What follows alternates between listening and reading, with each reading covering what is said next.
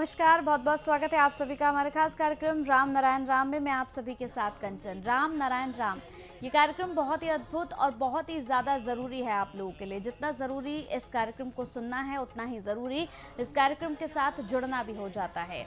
ये कार्यक्रम आप सभी के समक्ष हम और प्रेसिडेंट मिलकर लेकर आते हैं ताकि आप तक ज्ञान की तमाम बातों को हम पहुंचा सकें।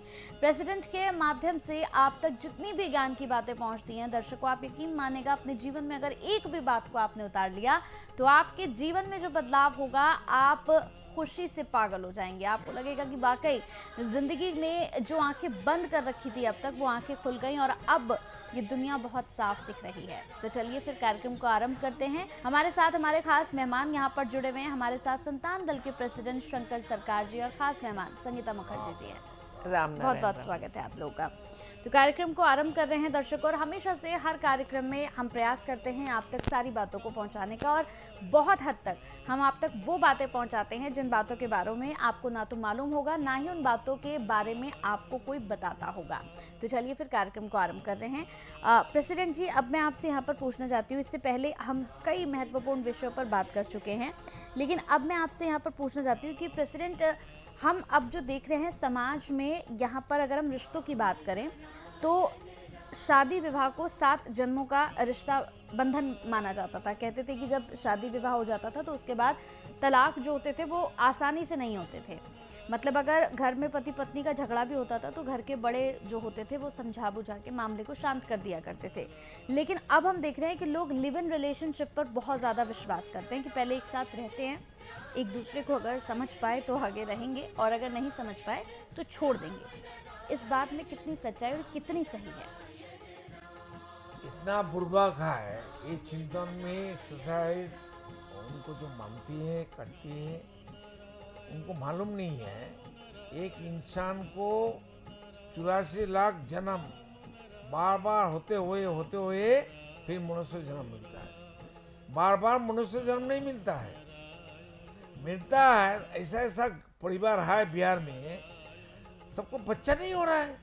10 साल 11 साल हो गया, बिटिया को ससुराल में मैंने बाप का माई का घर में भेज दिया। हम जाते थे लेक्चर देने के लिए, हम किसी को समझाता है चलो जो मिला नहीं मिला छोड़ दो, अभी नया से जीवन चालू करो, कर्म करो।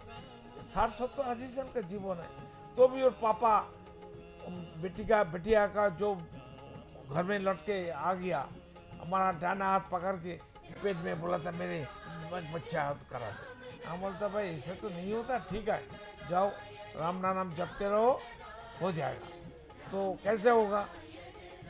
दामाद तो ससुराल में है, लड़की का ससुराल में।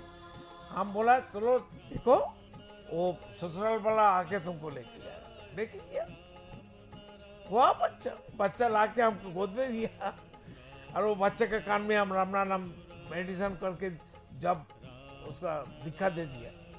तो देखो जिस बच्चा नहीं हो रहा है उसका तकलीफ सोचो कितना होता है, ठीक है ना।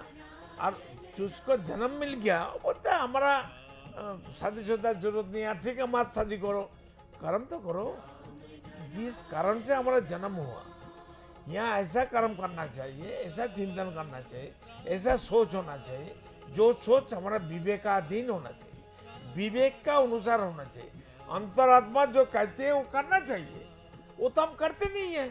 हम लोग खुद मनमानी करते हैं, क्योंकि मनमानी करने का अधिकार हमारा है, लेकिन ये मनमानी करेगा दोबारा जन्म होना बहुत मुश्किल है। हम एक ऐसे रिश्ते को एक साथ रखने की बात कर रहे हैं। शादी पहले जो हम अगर इंडिया की ही बात करें, तो माता पिता को बोलना चाहिए ना शादी क्या है। बिल्कुल वही मैं बता रही हूँ। शादी का एक बहुत महत्वपूर्ण अर्थ है। शादी सिर्फ 2 इंसानों में नहीं होती, शादी 2 परिवारों में होती है। 2 परिवार का मतलब वो 2 परिवार एक हो रहे हैं। समाज का होता है नेक्स्ट जनरेशन, नेक्स्ट समाज बनाने के लिए। मैं उसी पे आ रही थी। सबसे पहले 2 परिवार एक परिवार बनते हैं, वो एक गठबंधन हुआ।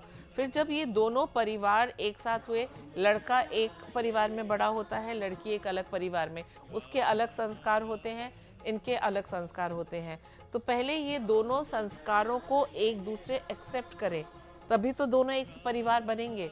क्योंकि अगर मैं आपको एक्सेप्ट ही नहीं करती, आपकी अपब्रिंगिंग को एक्सेप्ट नहीं करती, तो मैं आपको कैसे एक्सेप्ट करूँगी। तो पहले ये एक्सेप्टेंस होना बहुत ज़रूरी है, क्योंकि शादी एक सामाजिक नियम है।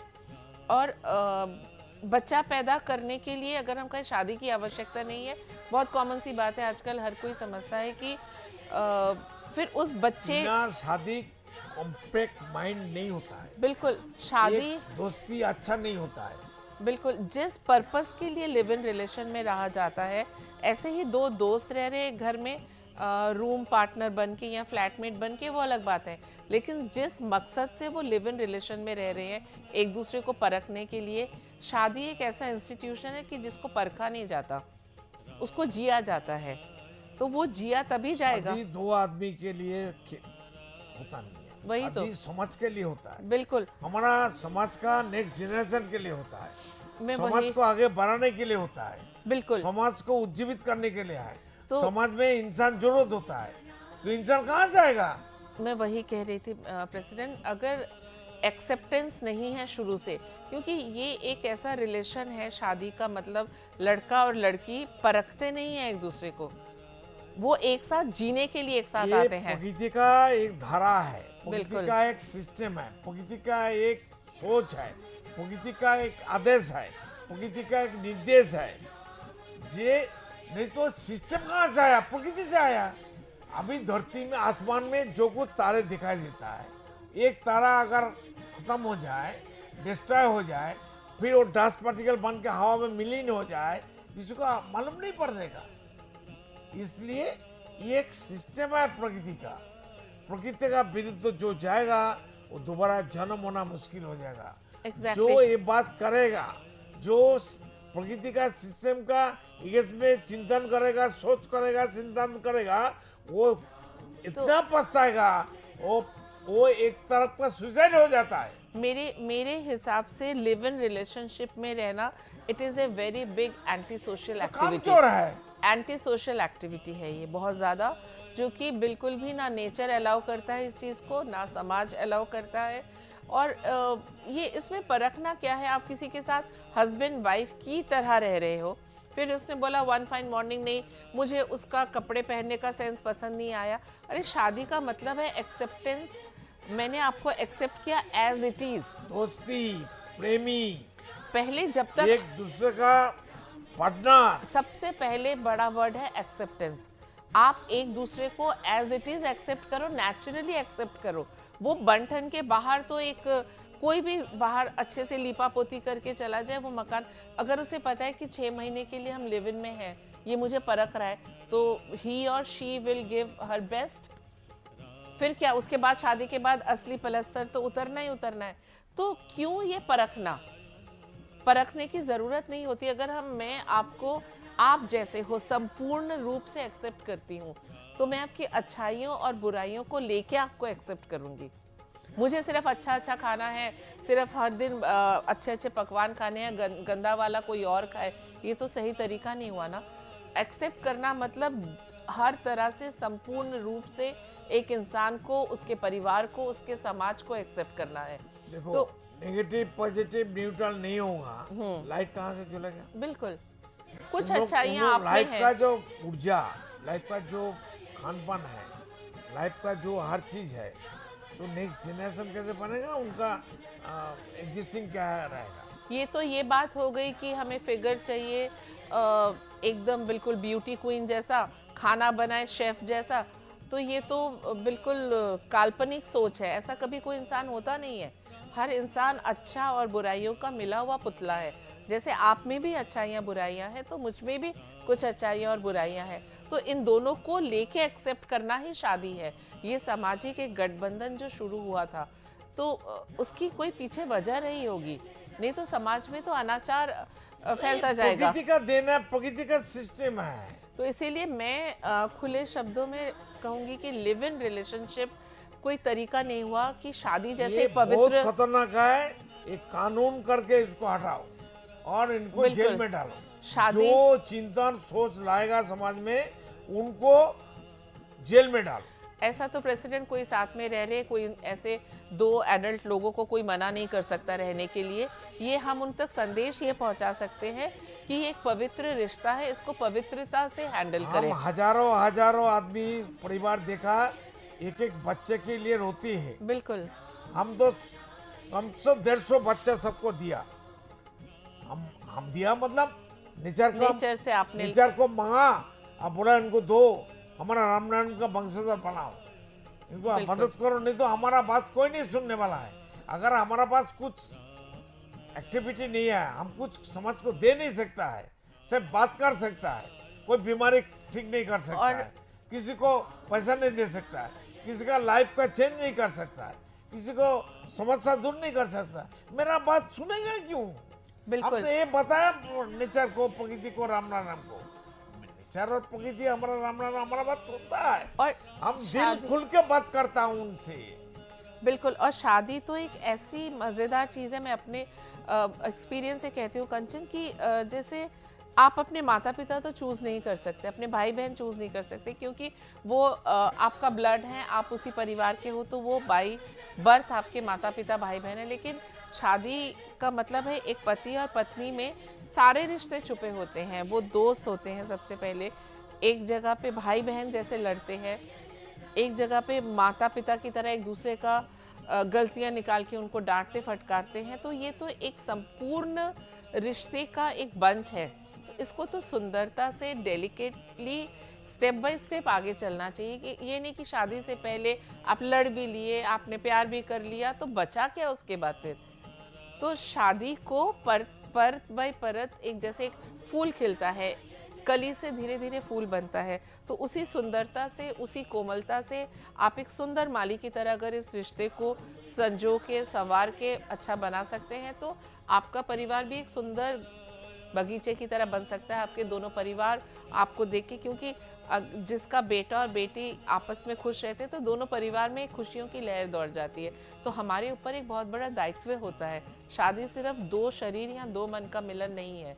तो लिव इन रिलेशन में ना जाके अगर शादी ही कर दी जाए और वो दोनों इंसान को एक साथ एक दूसरे की अच्छाइयाँ और बुराइयाँ को जानने और समझने का मौका दिया जाए, तो वो ज़्यादा बेटर है। आसमान में अगर सूरज सृष्टि नहीं होता, तारे नक्षत्र सृष्टि नहीं होता, धरती पृथ्वी सृष्टि नहीं होता, तो जो कहते हैं हम शादी करने वाला नहीं है, वो कहाँ से आता?